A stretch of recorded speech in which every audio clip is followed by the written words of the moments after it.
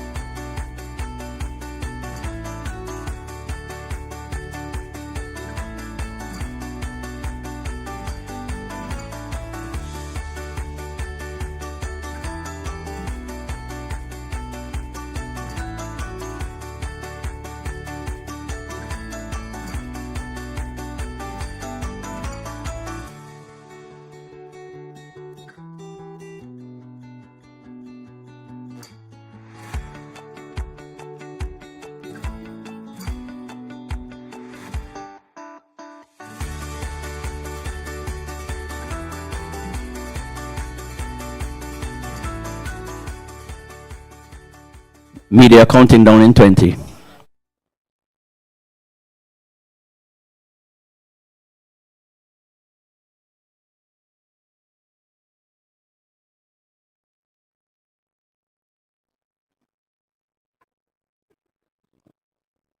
All right. Good morning, ladies and gentlemen. Good morning. We are live from the Jamaica Pegasus. We're live from the Terra Nova Hotel and Suites, Kingston, Jamaica. I got the city right. Thank you, Chair. Force of habit. Welcome to this, the fourth quarter release, 2025 of the Jamaica Chamber of Commerce, GK Capital, Business and Consumer Confidence Indices. We have had several successes in bringing this event to you. We've been doing so, Don will tell you, since 2001. It all started here at the Terra Nova, so it's good to be back here again. Am I correct, Don? Indeed. So I got that right, Stephen. Welcome to all the online participants. I understand we have a record number of persons online today. So GK Capital, big up yourself.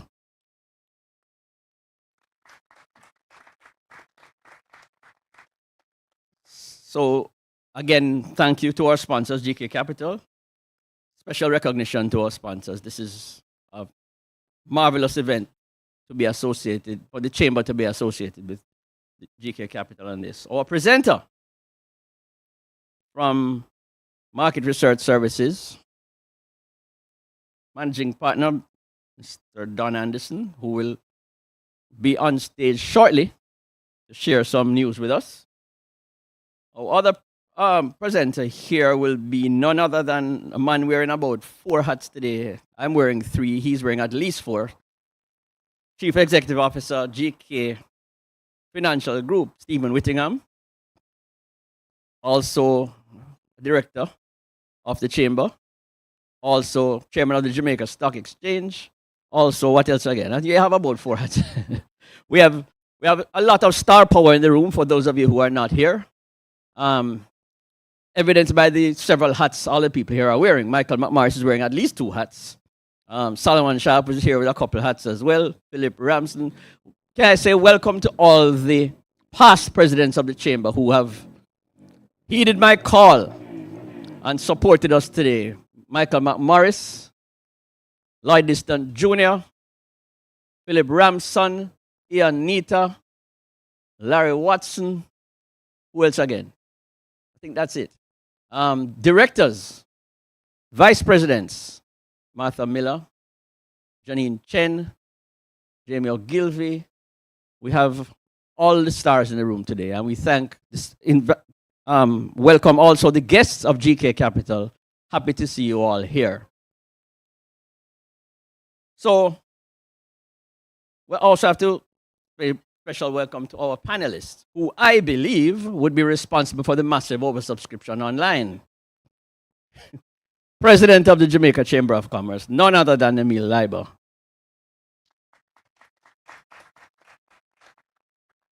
Chief Executive Officer of Grace Kennedy Limited, a man we've been in search of for some time.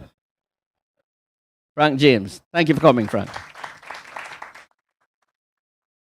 And of course, the real superstar in the room, Catherine Ramson. Silvera, yes. It's what happened to me today. Catherine Silvera, President of the Jamaica Manufacturers Exporters Association, in full color today. And of course, Don will be with us shortly. We do have a lot of people online, and I welcome you all. The list is far too extensive for us to go through because we want to be very efficient today. Several of us have quite a lot of things happening today. Don will give you the preview and the information on the last quarter of 2025. But before that, I will ask Stephen, CEO of GK Capital, to GK Financial Group, to join us and bring the remarks from our very generous sponsor. Please welcome Stephen. I even got a little nervous there when he said CEO of GK Capital. It's not, no need to worry, no need to worry. No need to worry, no need to worry. Members of the panel, fellow attendees, members of the media, and those joining us online via Zoom and on YouTube, good morning. I want to say a special thank you to the Jamaica Chamber of Commerce for continuing to create this space for this very important conversation on business and consumer confidence indices. These are leading economic indicators that give us great insight into market expectations, which we all know eventually influence actual economic behavior and outcomes. Indices are particularly special to me because I started my career as a investment analyst, a fixed income investment analyst at BlackRock, which is today the world's largest asset management firm with, last time I checked, $14 trillion of assets under management. I can't take credit for more than a trillion of it. I can't take for more than a trillion.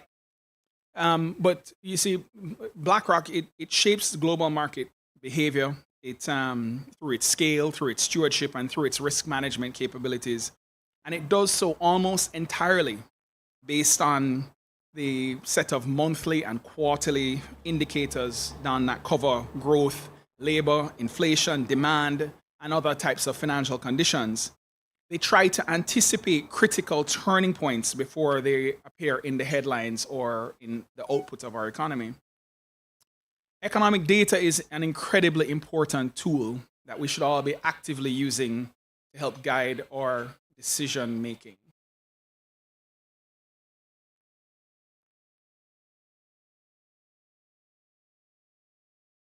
Sorry. So thank you for addressing that. As I say, so economic data is an incredibly important tool that we should all be using to actively guide our decision making. However, data divorced from context can be an extremely dangerous thing. It can lead to what I call considered misjudgments. And there's no conversation that can happen about the data in Q4 2025 that doesn't include the context of the impact of Hurricane Melissa on the lives and livelihoods of Jamaicans. So the discussion this morning, it will be centered around the analysis of the data that has been captured, but it must also consider the moment of time in which our country and our people find ourselves. The choices we make, consumers and businesses, will populate the thousands of data points that will eventually chart the trajectory of our future. And what's further complicating the analytical exercise, in my opinion, is the stark bifurcation of the impact of the storm on the people, the businesses, the infrastructure, and the economy of the western side of our island versus the rest of the country. And Don, I'm really interested to see what the data says about that. After close to 3 months, I think it would be fair to describe our situation by saying that Jamaica's economy bent, but it did not break. We've experienced real damage to infrastructure and real commercial disruption, particularly in tourism, agriculture, and the spectrum of economies out in the West. But we're also on the road to recovery. And just like the leaves grew back on the wind-scorched trees and the crops are now coming back into season, local communities are slowly but surely building back, and the corporate support for the hard-hit communities that we all serve remain strong. I see this firsthand through the lens of the Grace Kennedy Group, a Jamaican bellwether at the center of the Jamaican economy, nourishing our nation with good food and facilitating the financial aspirations of our people. We have an esteemed panel here this morning with Don and Catherine and Emil, but I think we're especially privileged to have the CEO of Grace Kennedy here with us to share his perspective.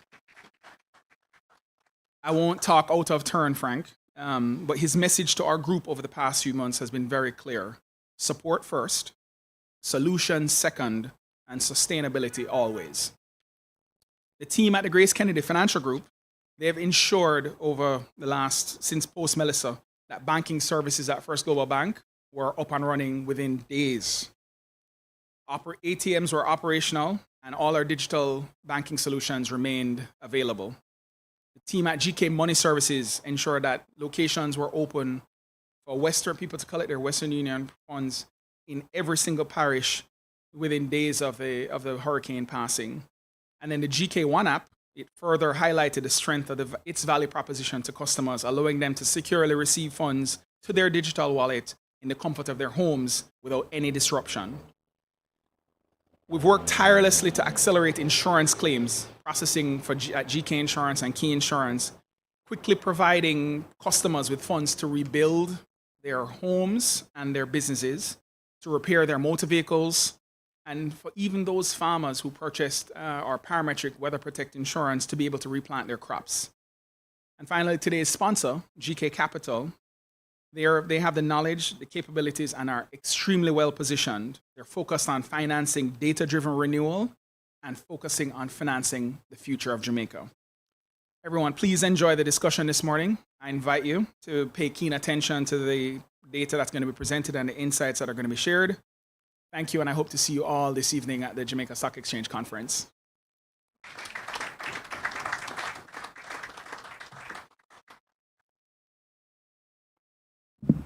Thank you very much, Chair. Well, thank you very much, Stephen, for the welcome and opening remarks. And again, I salute GK Capital Management for continuing to partner with us on this journey. All right. Without further ado, I will invite Mr. Don Anderson, Executive Chairman, Market Research Services, to present to us the summary presentation of Quarter 4, 2025, Business and Consumer Confidence Indices. Please welcome him.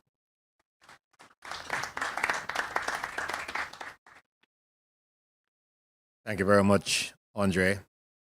And I'll say good morning to all members of the panel. Good morning, all. I'm going to say, in the interest of time, all protocols observed. I gather I have a limited time this morning to make this presentation, and I will therefore want to go straight into that presentation. The purpose of the presentation this morning is to give you the data on the fourth quarter of 2025. But I think in order to put this in context, it's important to do two things. Just give you a bit of the methodology, and secondly, to give you just a look at the 2025 third quarter data, just to let you know exactly what kinds of shifts took place, and therefore to put in, as I said, proper context, what the fourth quarter of 2025 looked like.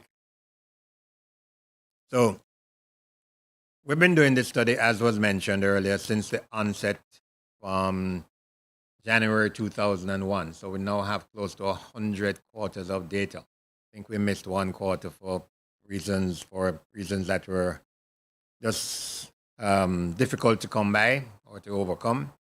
But apart from that, we have about 100 quarters of data on this study. It was originally the purview of Professor Richard Curtin from the University of Michigan, world-renowned specialist on confidence surveys. And we took over not only the field work, but the actual analysis and presentation some 12 years ago. So we've been involved for the last 25 years in this particular project. So we were impacted in the fourth quarter by events that we're all familiar with, the passage of this category 5.5 hurricane Melissa. And therefore, we were unable to do many interviews in the western end of the island. It would have been really not the right thing to do anyway, but we couldn't do it physically so. And therefore, the sample size was reduced by virtue of that particular event. So we did about 50% of the sample from a company's perspective, from the business sector perspective. And instead of doing the 600 interviews across the country in a consumer-oriented kind of environment, we ended up with 430 interviews amongst the general population. What we did, however, is to make sure that we maintain the sample etiquette, and therefore we are proficient in terms of the spread of the sample to ensure we could project. What it means is that the margin of error is a little higher. Not, when we do our regular polls, 1,000 interviews, we say categorically we work to a plus or minus 3%. With a reduction in the sample, it means the sample error goes up a little bit, but the data is still within extreme validity. Just want to make that point very clear. But we ensure that all the sectors within the sample were represented in terms of their numerical proportion within the population of businesses and of consumers. So let's look at Q3 of 2025. 25 was an unusual year. It happens every 4 or 5 years, depending on what the Prime Minister says. So we had an election in 2025. We have a pattern that in an election year, both business and consumer confidence tends to peak. And then shortly thereafterwards, we find that it falls off. And that is the expectation of what is going to come out of an election, and quite often the disappointment at what didn't come out of an election. So that is what creates that kind of peak. And we've seen that 22, 27, 2011, and so on. And what we found in third quarter of 2025 was that the index of consumer confidence peaked at an all-time high. Third quarter, June to September, anticipation of election, it peaked at 198.7 points. Peaked, all-time high. And this was a continuation of a steady increase from fourth quarter 24, where the index was 175. So the people are expecting things to happen based on an election, and their confidence grows. So this third quarter increase reflected an increase in the index for all the variables that comprise the consumer confidence and fed into the overall index. Interestingly, and we consistently make this point, the lowest movement across all the indices was in the area of job prospects, which rose by a mere 6 points, compared to the overall increase in the index of 24 points. So we can see that whilst persons were pretty buoyant as the election drew near, job prospects didn't really move. And this has been the pattern. People have never been expectant to any great extent of the number of jobs that would come on stream. And this was, again, typical of the overall pattern over the last 20 years. The lowest movement across all the indices, third quarter 2025, was in the area of job prospects, which rose by a mere 6 percentage points compared to the overall increase of 24 points. What about the business confidence? Again, businesses are also anticipating an election, and confidence rose by some 10 points between the first quarter of 2025 and the third quarter of 2025. And this represented, like the consumer, a consistent pattern with setting at Q1 and continued through to Q3. So, whilst these periods of increase were consistent across, it is important to note that it didn't get back to the fourth quarter of 2024. And again, there are very interesting reasons why. But we want to just hold those data in the back of our minds, and then let's look at what happened in Q4 of 2025. So last point I want to make on business confidence in third quarter of 2025 is that business confidence was at an all-time high in the fourth quarter of 2024. And therefore, up to third quarter of 2025, expectations were still high, but still not back to the fourth quarter of 2024. So we saw during 2025 an increase in business confidence, an increase in consumer confidence, all the way up to third quarter. And we know what happened immediately after that. So we want to look now at the fourth quarter of 2025. We will make the point very quickly that for both consumer confidence and business confidence, there was a noticeable and almost dramatic fall off, not surprisingly, in the confidence level. We can see consumer confidence that we're looking at here falling by 17.5%. Consumer confidence. Remember, consumer confidence was at an all-time high of 198. It dropped to 164. So the 17.5% fall off in overall consumer confidence in the fourth quarter of 2025. So I want to look now at the various indices that reflect and that really demonstrate that kind of fall off, and that is indicative of that kind of fall off. When we look at how consumers felt about current business, we can see that in the third quarter of 2025, the index was 25.1, who thought that the business environment was good. That fell to 12.6% in the fourth quarter of 2025. That's a dramatic fall off in how consumers felt about business conditions. When we look at current jobs, 15.3% in third quarter of 2025, that fell to 9.1%. Again, we make the point that people have never been really overly optimistic about new jobs coming on stream. Despite all the activity we see around, they've maintained a pretty kind of reserved opinion of the job availability. So that moved from 15.3 index to 9.1. I want to look next at what they expect business conditions to be like. It was 49% in the third quarter of 2025 who felt that business conditions would be better. That number fell to 35.6% in the fourth quarter of 2025. What about expected jobs? Note the change. 44.3% going towards the election, going towards all the promises about jobs. 44.9% said, we believe that jobs are going to come on stream. Fourth quarter of 2025, that fell to 29.3%. Very, very pessimistic outlook as far as jobs are concerned.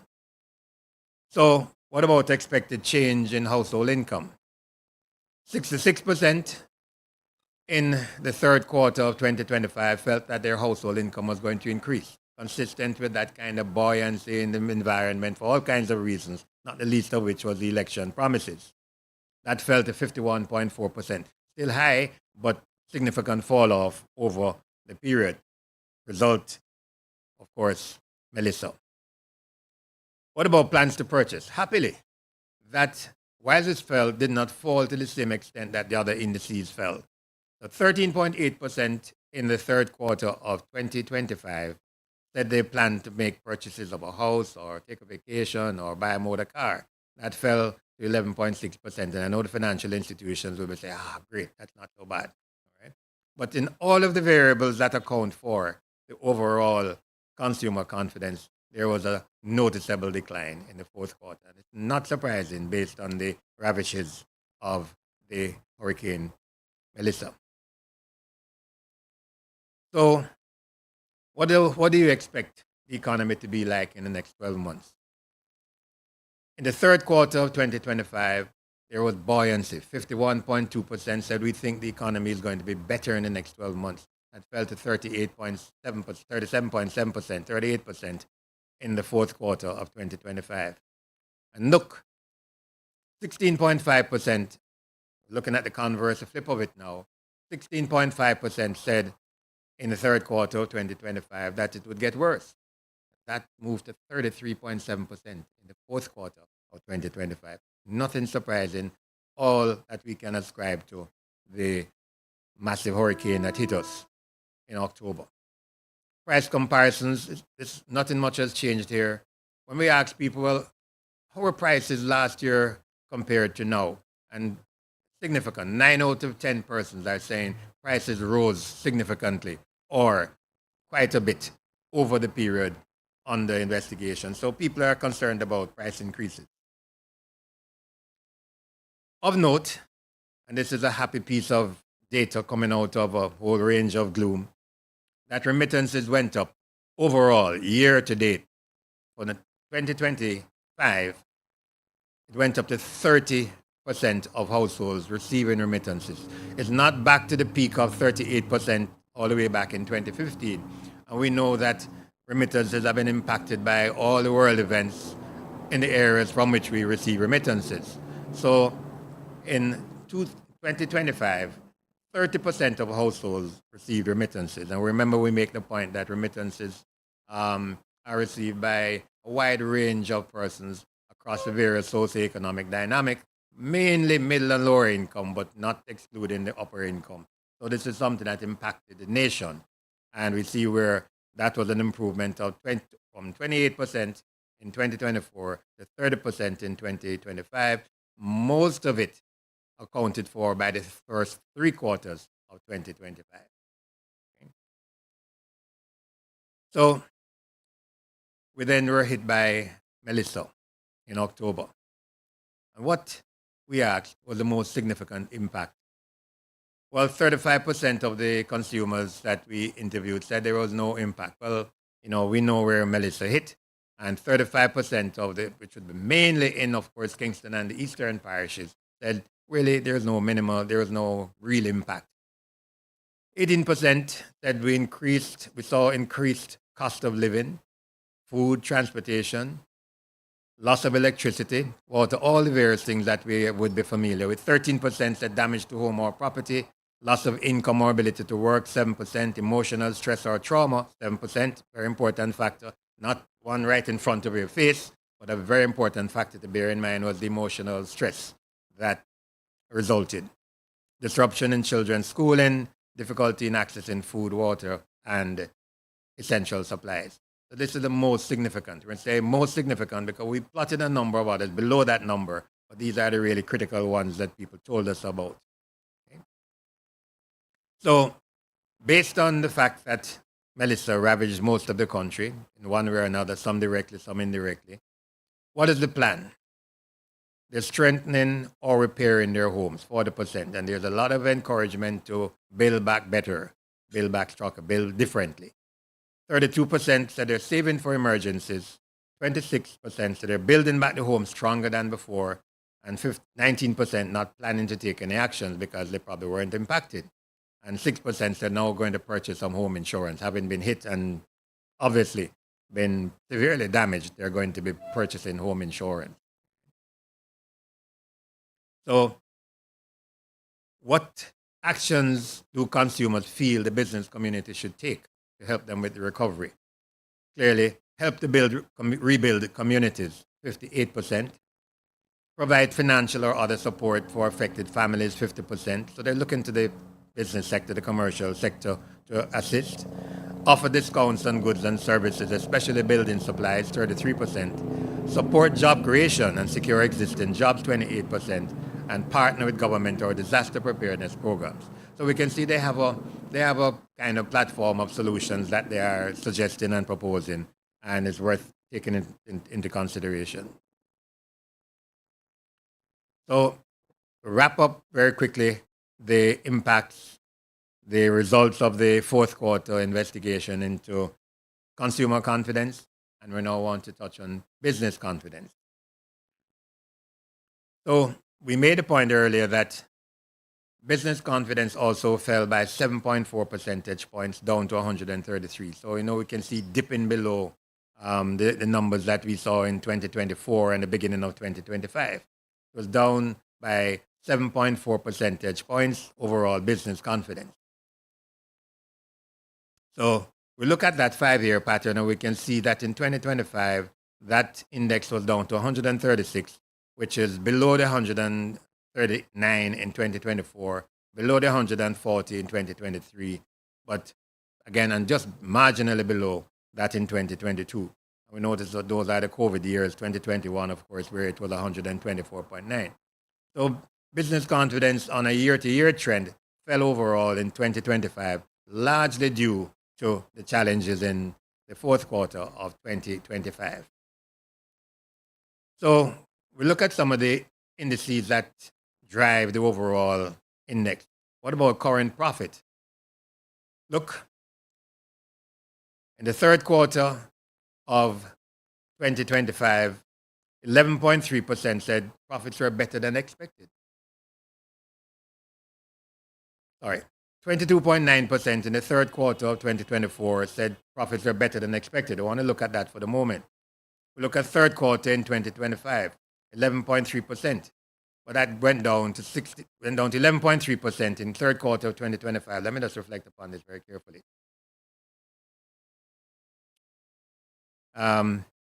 Let's look at the third quarter of 2024 and compare it to the third quarter of 2025, and we can see where the expectations of profitability actually fell. Let's see what the investment and expansion climate look like.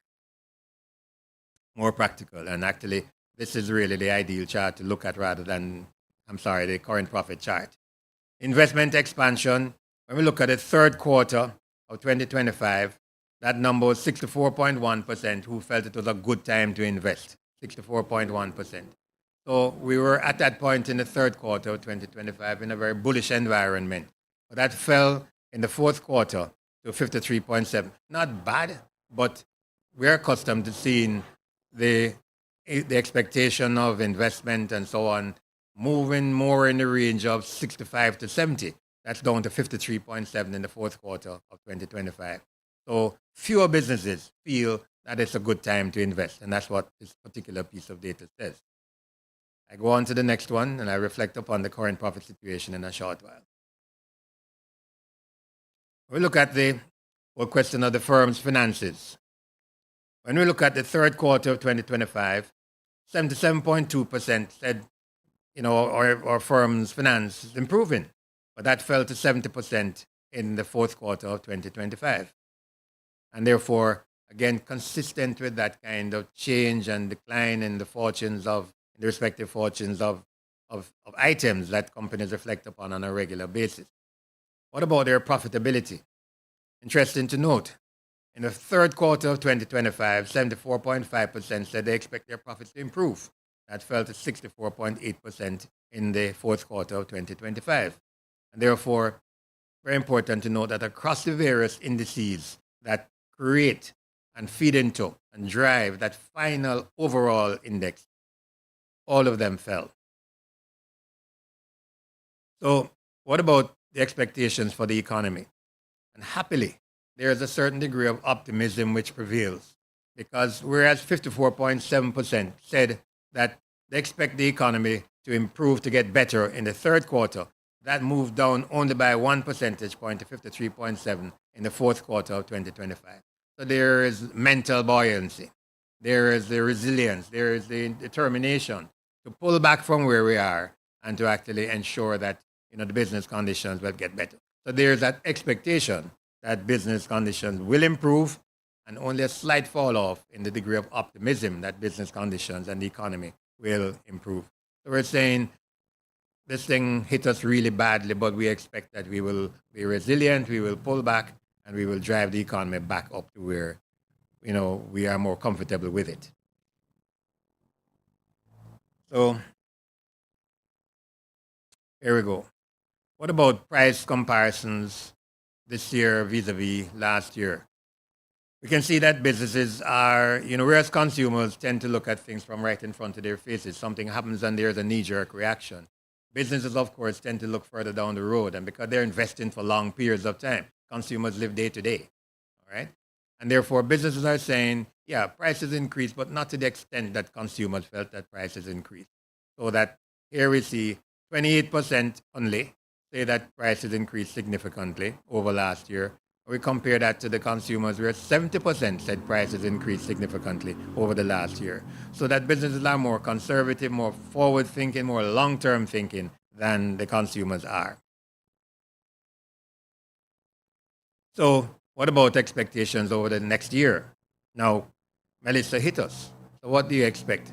Consumers are now saying, not consumers, businesses are now saying 96% of them say they expect prices to increase. 96%. And that, if you wish, when you look back at what they're saying there, 57% said prices increased moderately. If you looked at that, it was 85% said that prices increased some extent. But when you look forward, 96% of the businesses that we interviewed say they expect prices to increase over the next year.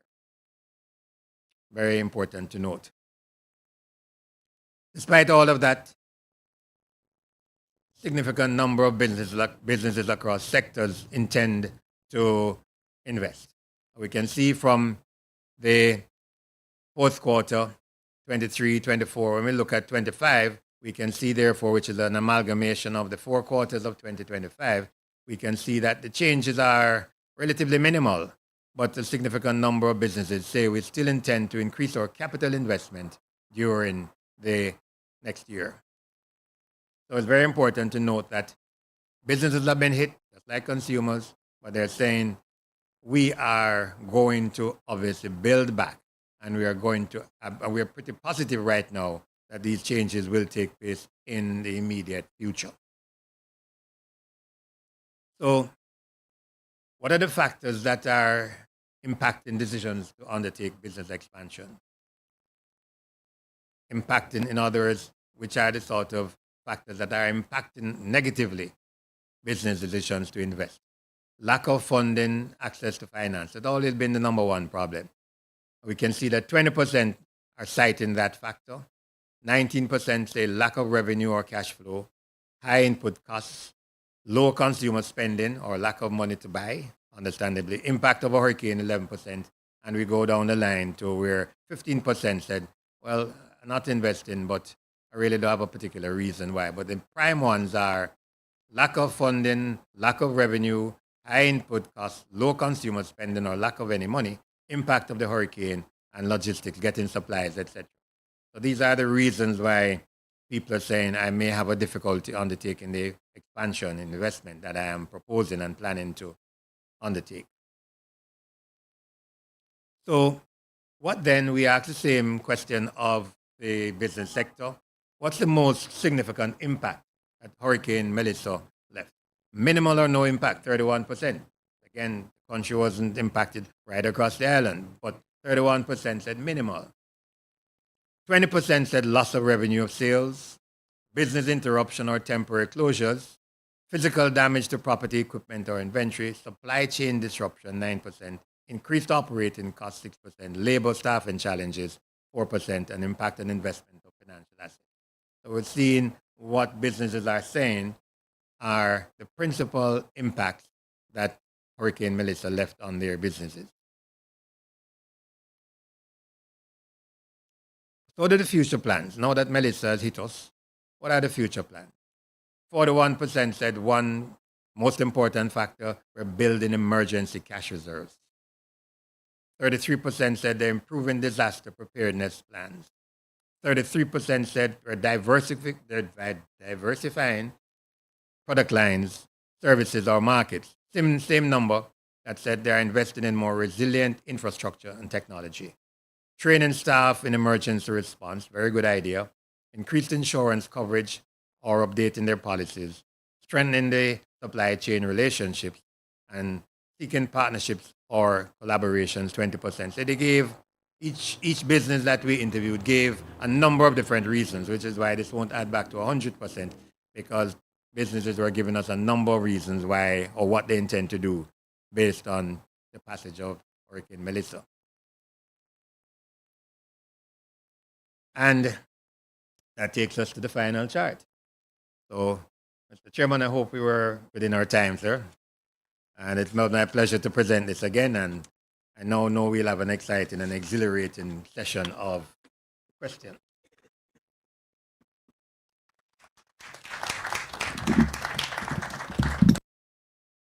Thank you very much, Don. Very interesting as usual.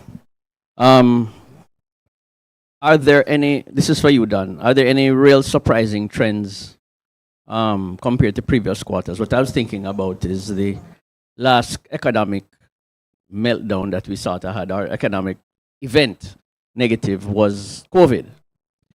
The precipitous drop in business and consumer confidence for the hurricane seems to me, is it equal to or worse than the global pandemic and how it affected us locally? I think we looked at that situation, and I believe it was probably on par. You know, the difference being one was prolonged and this one was dramatic. You know, but I think the level of change, negatively so, was about the same. But it's important to note that the election, what we saw in fourth quarter, would probably have happened anyway. Not to the same extent, but because of the general post-election fall off, we expected that the business and consumer confidence would decline in the fourth quarter. But I think it's more dramatic, clearly, because of the coincidence of the hurricane. Right. Thank you very much. Very interesting presentation. So we need to focus now really on recovery, resilience, and the strategies therefrom. The audience online and here are looking to our business leaders for ideas of how to navigate and how to successfully maneuver the landscape that we're now in. So, President Catherine Silver, I'll ask you first. Just with manufacturing and exports being critical to the economic engine, how have the disruptions impacted the production capabilities and trade flows? Well, certainly there was disruption. Most businesses, especially even in Kingston, would have been shut for 5 to 7 days for the passing of the hurricane, and then to get back up and running. When we surveyed our membership, about 10% of our manufacturers were located in the devastated parishes. So primarily, most of our manufacturers are in Kingston, St. Catherine, and this region, so are not as adversely affected. Further studies from our survey show that only 50% of our respondents were insured. So that is something that we need to look at as an association as well, is how do we provide that kind of education and facility to our members. Right. Exactly, yes. But I would say for the most part, manufacturers in this region have gotten back up and running very quickly. But in the affected parishes, not only has infrastructure been damaged, but of course labor, because their staff members would have been very affected by the passing of the hurricane. And it's a symbiotic relationship. If your staff members are not having electricity, water, or no roof, they're not as likely to be productive. And you know, if your business is also not operational because of the infrastructure challenges that you've had, then you don't have the capacity to continue to employ them. And then, of course, trade flows, export was also affected because the ports, both ports were shut down for 6 days. And Montego Bay took a little bit longer to get back up and running because of the devastation they faced. And not just were the ports closed, so for exporters that export on a weekly basis, shipping schedules were also impacted, because if the port was closed for 6 days, ships that would normally have docked might be another month before they come back, depending on their schedules. So export was not just affected for that 6 days closure, but also for the month. Thank you. Frank, welcome again. that we just saw a statistic that said that 96% of businesses expect price increases, inputs, etc. So with GK operating across multiple sectors now, financial services, food distribution, logistics, how will the impact of the hurricane influence your strategic priorities and help you to manage your costs and to manage the expectations of your customers? Thanks, Andre, and thanks, Don, for excellent presentation as always. Clearly resilience becomes a highlight for any business now to understand how one recovers quickly. Resilience has always been built into our risk management frameworks at Grace Kennedy. And so our business continuity plans actually work very well, as Stephen would have mentioned.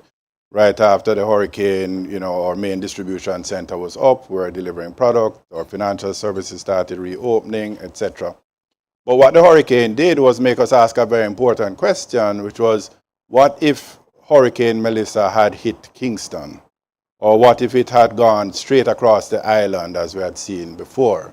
With this type of intensity, I think Don referred to it as a 5.5 hurricane, it made us start to question even our business continuity plans that work so well in this incident. What would it have been like? So we have already started a whole scenario planning exercise around how do we really revisit our business continuity plans to anticipate this type of intensity and frequency of events. So that's one element of strategic priority from a resilience point of view. The other element is people. That was our first priority, because even if you get the operations up without the people, you're not going to be able to operate. And so our people came out very, very well. But an important part, and Don, you mentioned it in your numbers, is to understand what it does from a trauma point of view. And so a big part of resilience was also how we were able to support through counseling for our people to focus on the mental wellness during a period like that. There are other elements that came out of the event. Communication technology was a big issue coming out of it. We thought we had redundancy, but then you found that your redundant operation was down as well. So the whole advent now of satellite-based communication technology has become very important. We had some element of it before, but now that has to become a bigger part of it. In the more medium term, of course, we also have to start questioning our building standards and our location. The fact that one side of the island was impacted and the other side wasn't impacted, how do you then set up your infrastructure to make sure that you have that kind of redundancy in physical infrastructure?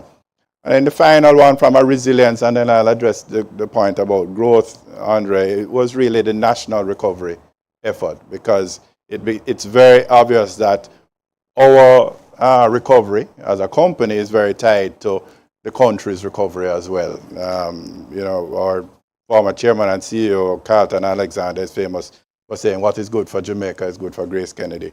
And so it was very impressive to see how the private sector, and we have the two of the leaders here, came out in support of the recovery effort. And I think that type of private sector involvement is a big part of resilience, because how quickly we get the country up and running determines also how quickly our businesses get up and running. We are very optimistic about the future, and in terms of our priorities for growth, we have always been on a path of becoming a global consumer group. And I think this has underlined the importance of diversification, which has been a big part of our drive, and so we continue along that route. We continue to be very optimistic about Jamaica, but it's also important to continue to grow and diversify those geographic revenue streams, because it can hit Jamaica today and it hit somewhere else tomorrow. Digital is also a part of our strategic growth plans, and we saw the importance of that when physical infrastructure is down, that you have the technology and digital infrastructure to continue working. Remittances was an example of that, where when locations started closing even before the hurricane, we saw the spike in digital remittances that came because people were still able to operate through those digital channels, or even ATM infrastructure as well. When the banks were closed, We had our ATM infrastructure up and running throughout. Sustainability is now a part of a competitive advantage as well, as we see. There's going to be a lot more sensitivity to the whole issues of climate change and sustainability. And so it's not just about taking care of the environment, but it's also the products and services that we develop and we offer that meet that need, how we package our products, etc. And so we have been on a sustainability drive even before Hurricane Melissa, and we see that not just as something to do as being responsible, but it can actually provide a competitive advantage for growth as well. So risk management would be the final one I mentioned. There's clearly going to be a heightened focus by both businesses and individuals. I think Don mentioned insurance. We're in the insurance business, but risk management generally, and how do we think of the types of risk management products and services that meet this type of new paradigm where we're seeing unprecedented, really, events when you think of Hurricane Melissa. Thank you very much, Frank. Very comprehensive strategic outlook there. President Emil Leiber, President of the Jamaica Chamber. I know that the Chamber has done some canvassing among its membership across, not just the corporate area, but across the island.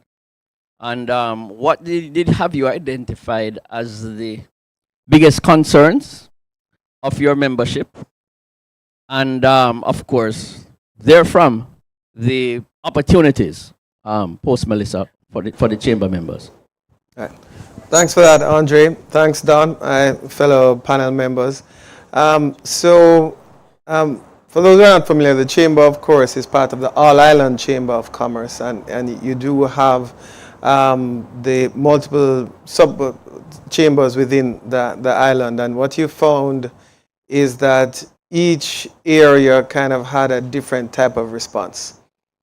So as has been shown time and again, there was a significant difference in how affected you were based on where in the island you were located. So I would say for those members and for those entities who are in the hard-hit areas, their greatest needs are really for support, immediate support, to be able to get their businesses back up and running. So for those who suffered infrastructural damage, I think it would be fair to say that most small and medium enterprises are the ones least likely to have insurance. Right? And so when it is that you are trying to get back up and running, it is based on retained earnings or some kind of reserve fund that you may have, but many smaller businesses don't have that reserve fund. So you'll find that the larger enterprises are the ones that have both insurance and reserved earnings, and so are the most able to kind of get back on their feet quickly. So for the affected areas, really their immediate needs were for short-term, I'd say, support to get their business back up and running, infrastructural support, and that was very important. So we're very happy that GK was able to move through seamlessly, but a lot of the other ATMs, a lot of the cash in the areas were down. So even if you had access, meaning you had money in the bank, you couldn't access it, and so you had those limitations where for the areas that were hard hit infrastructurally, they literally, even if they had money, they couldn't spend it. So you're moving to a cash-based economy for certain areas.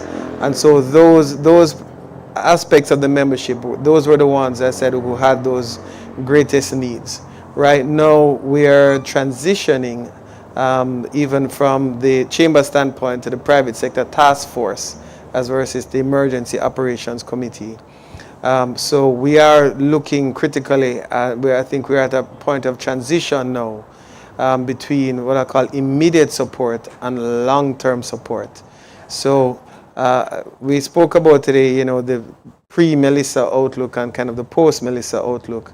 So from the Chamber's perspective, I think we're all aligned on, okay, let's approach the government with a growth agenda or to start the growth communication to improve the level and rate of national growth. And that was in collaboration with PSOG and GMEA. We're looking in that direction. Now the question is with NARA and that type of thing, being proposed and in the process of implementation, what does growth look like in an environment where some businesses are basically unscathed and some businesses are rebuilding from the ground up, and you have a sector like the tourism sector, which is a significant portion of it is at least temporarily shut down for at least a 9-month period. And the effect that has on employment and the connected services that provide supplies and so on to the hotels as well as the direct staff members. So I would say within the business community, there is a wide variation of needs. We are not yet, I think, at a place where we have a great deal of certainty and sufficient data to have what I'd call a clearly enunciated plan. The support needs are wide and varied, and certainly we would hope that for 2026 we'll work together with a government, because the private sector alone cannot do it. The private sector has committed a lot of resources, both for their immediate staff members, as GK has, as well as, GK is an example of they've gone in and out. I mean, they have both supported their staff members as well as the national efforts and relief efforts. So we're certainly happy for companies that can do both. But certainly we're at a phase now where we need what I call stronger input via the public sector into the recovery efforts. So from the Chamber's perspective, we'll be working closely with the public sector, with the government, to hopefully ensure that the recovery funds are best allocated towards and to contribute towards growth. Thank you very much. Certainly, there are opportunities there. Catherine, when I was in St. Elizabeth, I saw a lot of innovation, a lot of creativity in the retail business, especially. You are on the west side and your point of sale is working, and your person next door to you, point of sale not working. And I saw retailers who are collaborating. You use mine and we'll reconcile on the back end, or sharing, doing resource swaps, sharing transportation and logistics alternatives available. What sort of innovative strategies have you noticed among the manufacturers in sort of the initiatives around resilience and rebound? The manufacturers are always quite creative because you have to get their products out there. So has anything come to your attention that really worked in the interim? Because we can't always wait on the state to help us. Did anything happen in that space that you can speak of? I would say that it is not just in this situation that manufacturers or Jamaicans have come together to help one another out. I think we've seen that from time to time as a manufacturer. If a factory part goes down, we have colleagues that are using similar, or competitors even, that are using similar machinery, that we can reach out to the different companies to try and establish that connection. And so I do see that at the JMEA we have been putting persons in touch with other persons that could perhaps contract pack for them for the down period that current manufacturer is working with, while they reestablish their factory. So I would say that it has happened, and I think a prime example of this on a big scale is that Red Stripe and Ray and Nephew have come together with their whole One Bar initiative. And you have two huge competitors that are in social media ads together, pushing out advertising and going and supporting the community bars with their products together. And if we can see such great competitors come together to provide recovery to the community bars, and I think across Jamaica, we can all come together to help provide recovery to our brothers and sisters. Thank you. Frank, would that be the same for the larger conglomerates in terms of doing the supply chain support or stability? What sort of role would a company like GK be doing in supporting SMEs with their supply chain challenges?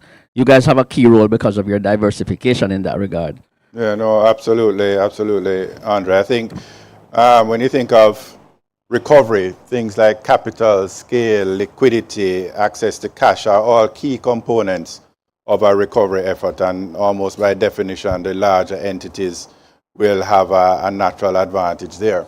However, it's always very important to remember that the SMEs are our customers and our suppliers, so you really can't build back without the SMEs. And so there are a number of things that we did and are able to do. For instance, because of capital and warehouse infrastructure, we are always able to build inventory. And this is not something we just did for Melissa. It's a standard part of our risk management practice that we build inventory ahead of the hurricane season. And so that means that we are able to get product back on the shelves to the retailers and wholesalers very quickly for their businesses to be able to get up and running. Emile spoke about, accessing cash. So a big part of needing to get up and running were our remittance agents, because we needed to be able to get cash to people in the hardest hit areas. But access to cash was a challenge for them, and we were able to help out with that and take on some of the costs of being able to get cash to our remittance agents so that they could start operating very quickly and get cash to people and consumers who needed it. Similarly for our farmers, that's another area that we would have jumped in to support. Both Melissa and back in Beryl, when we had that devastation from Beryl as well. And going and getting the farmers restarted and replanting was a critical element. So I think there is a big role for entities to play in supporting, as I said earlier, the national recovery and therefore the SMEs. The other thing is we are able, and at Grace Kennedy, we are investing in being the most robust supply chain in the region, because we have seen, not just through Melissa, but COVID, that supply chains have become more complicated, but they have also become a source of advantage if you get them right. So between investing in people, technology, and all the systems. So again, if we have those robust supply chains, which means we have alternate suppliers, we're able to speak to government if we need to import on a short term quickly, we're able to attract new suppliers in short order and be able to bring stability to the supply chain, not only from the existing higher inventory we would have held, but from the ability to have such a robust, wide supply chain. So I think there is an important role on that. Yeah. Thank you. Catherine, the constant cry, we're in another hut. And when we survey or talk to SMEs, manufacturers, exporters, access to capital comes up over and over again. Frank just mentioned access to cash, which is the immediate need to sort of get yourself back on your feet. What has been happening? What has the association been doing in terms of assisting its membership to make links? I'm not playing deal maker here, Frank, but I'm just asking Catherine, what has transpired this year, particularly 25 and 26, in terms of improving the capacity of your membership, first of all, to make them investable, and also to improve the facilities available to them? So it's not just access to capital or access to money, it's access to affordable.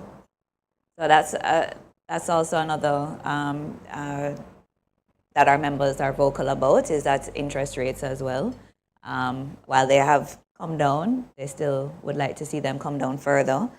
And a lot of our MSMEs are also looking still for grants, more than loans.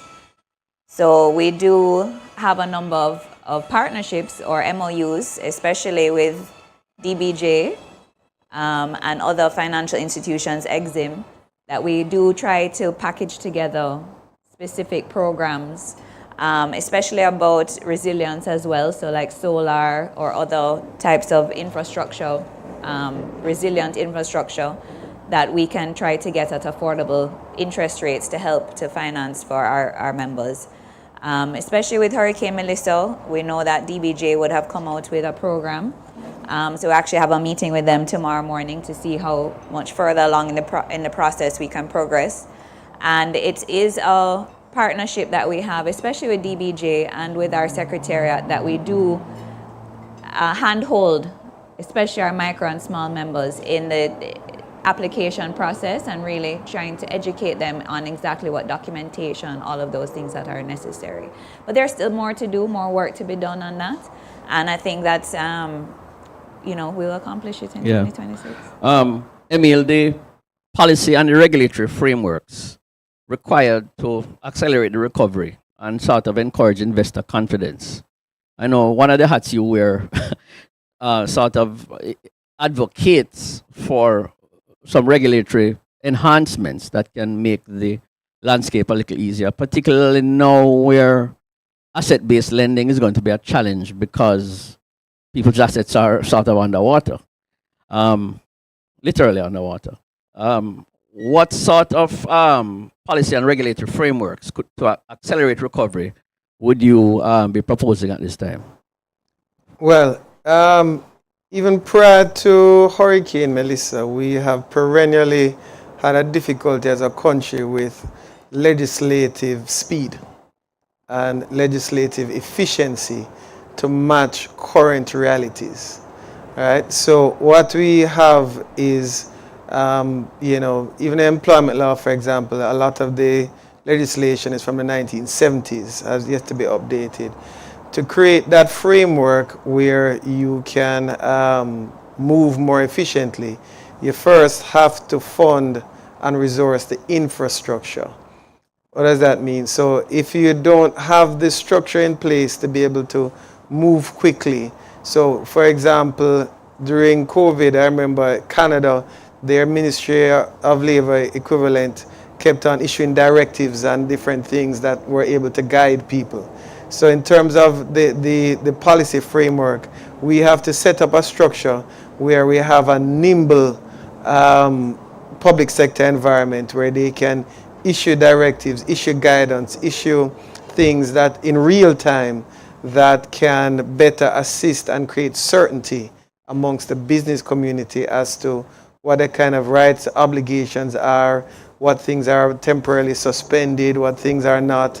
And so I think the government needs to create a legislative environment where you have designated persons or entities in particular situations who can very quickly issue, as I said, kind of guidance notes almost, so that people can know what they can do, what they can't do. So one of the things in Melissa, for example, was import duties. And how are they going to be suspended? How long are they going to be suspended for? The second issue was tax issues, the tax filings, the penalties, and so on. And people were left with, certainly in the initial period, uncertainty. Am I in breach? Am I going to be penalized? And so on. And so if you can have a mechanism where you can more rapidly disseminate that information, centralize the decision making in a context of an event like a Melissa, then that will better help people who are both struggling with their infrastructure to understand what their other obligations are. So I would say from a policy perspective, the government needs to put itself in a position to have more rapid response, as well as that emergency plan. I've been told, I think there was an emergency plan of multiple pages that I'm not clear how many and who has read that. But any emergency plan has to do with synergies, logistics, and making sure that everything is working seamlessly together. And, I think we are hopefully moving in that direction, but we're not there yet. Mm-hmm. Frank, private-public partnerships, I think Emil just touched on a little bit. What is happening at GK in terms of, I think the private sector has to take the lead. The government has to lay the foundation and the infrastructure, the legislature framework, but commercial partnerships with the private and public partnerships, I think, are going to further guide the recovery. How is GK facilitating any such situation, especially with your suppliers, for example, who you depend on for your end product? How are you assisting them with, those same issues that Emil spoke of? So I think you're very right, Andre. Private-public partnerships in a recovery like this is going to be essential. I mean, you spoke a lot about the immediate response and having the legislation that can support that. There's also the recovery phase that we're going into now. I mean, the government has done an excellent job in being able to arrange $6.7 billion in financing over a 3-year period. And that's a great start, but how that is then deployed is going to be crucial to how well the recovery goes. You know, we have seen frameworks that have worked very well, like EPOC, etc., in terms of governance over these types of initiatives. And there's going to be a very delicate balance that's happening between speed and building back smarter. I think I heard somebody talk about building back smarter. And it's a real tension because there's real need out there, real urgent need out there that needs to be addressed right away. But also this is probably the biggest opportunity we have had in decades to really build back better and smarter. And so how we find that balance between the two.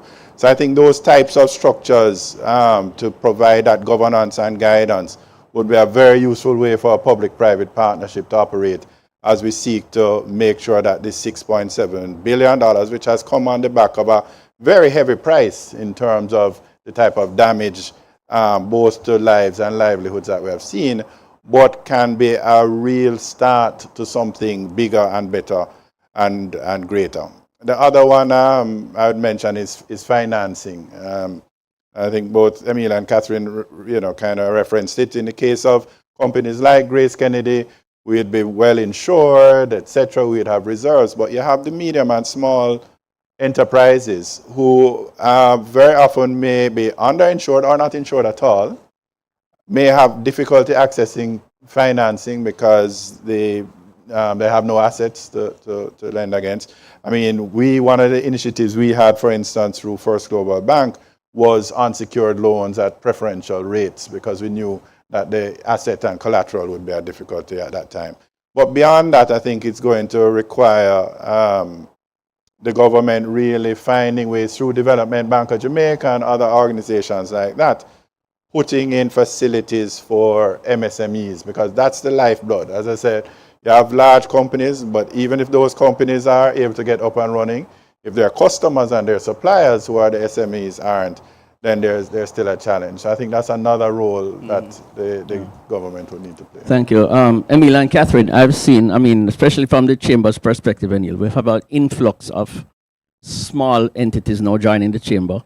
And of course, Catherine would have a lot of them as well. I see an opportunity for educating them with the use of technology for greater efficiency. So I think just as a box to tick, we should probably work together at some capacity building initiatives for our membership in terms of using technology to help them sort of recover quicker. Thank you very much. Don, the last question I really have is yours. Do you see any early indications in doing the survey? Do you see any early indications or indicators of recovery in the areas that where you did the surveys and where confidence was really lagging? Are you seeing any early indicators of recovery? Yes, I think though that everybody recognizes, or at least most people recognize, that it's going to be a long process. And what's important is that when you talk to the people in these areas, they are buoyant despite the fact they were destroyed, and I think that is going to stand them in good stead in the recovery process because it will build on the resilience which was always there. And we have found that in some areas in Westmoreland that we have been, we've seen the people really coming together as communities almost to try to help each other build back. I'm not so sure about stronger, better yet, because people are just wanting roof over their heads in quite a few cases. But there is that thought, and my organization has been working along with another in one particular community in Westmoreland and trying to get them to understand that you just don't put back a roof over your head because you don't have one now, but that you try to build back in a bit more resilient way. And I think I've seen the kind of progress which will augur well for better housing in the future. Thank you.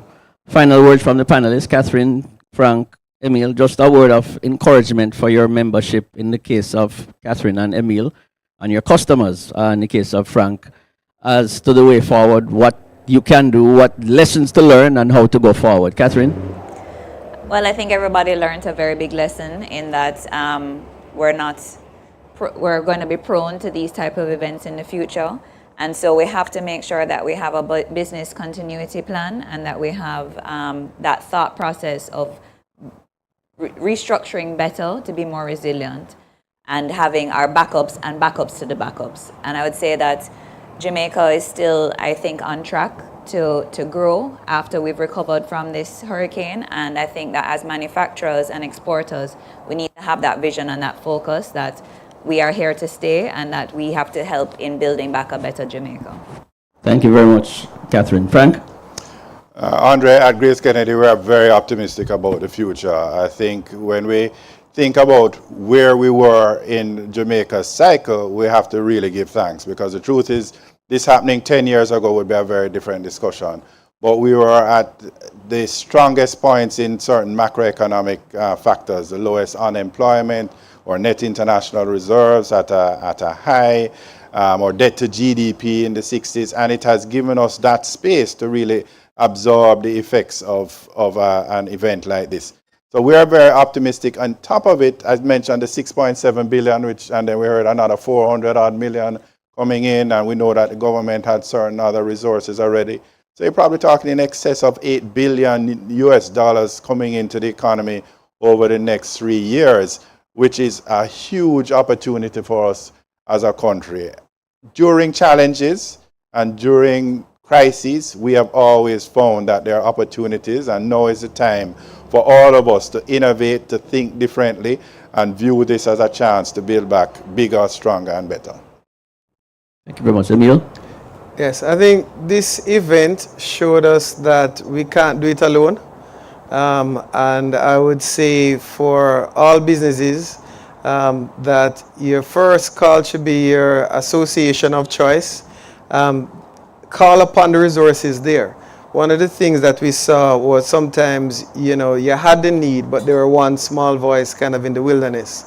We were able to come together, we were able to get those needs addressed at the right places, because sometimes you don't even know where to go, and get them dealt with. And so as we are rebuilding, as we are trying to build back better, we have to do it together. No, we are literally, no man is an island, and and so we need to collaborate, we need to work together. The chamber is one of my objectives is to have greater synergies within the organization, because if you talk about training and so on, that can exist within the organization. You can have those resources within the organization, but another member may simply not know. So identifying and accessing the resources that you have within your organization, and then leveraging the benefit of having that collective voice within the organization to perhaps go to other areas of need, whether it is in public and private. So I would say going forward, if we continue to work together as we have, we will recover better, we will recover stronger. Thank you very much. Ladies and gentlemen, we're wrapping up now, and I'd like to personally, again, thank our sponsor, GK Capital Management Limited. Special thanks, of course, to Don Anderson, Managing Director, Executive Chairman, Market Research Services, for an excellent report. To President of the GKFG, Mr. Stephen Whittingham, for his warm welcome and insight. And to our panelists, Catherine Silvera, President of the Jamaica Manufacturers Exporters Association, Mr. Frank James, Chief Executive Officer, Grace Kennedy, and of course, Emil Leiber, President of the Chamber. We look forward to continued support from all our participants. Thank you to the people online who have joined us and stayed with us. Thank you to the team here who came out and represented well today. And we hope that the insights brought here from Don Anderson and the panelists will help us to continue to show resilience and to grow successfully. Thank you very much, everyone. Thank you to the Turnover All Suite Hotels for the comfortable accommodation today. And I ask that you all have a productive day, and I hope to see most of you later at the Stock Exchange Conference. Right, Chair? Have a good day.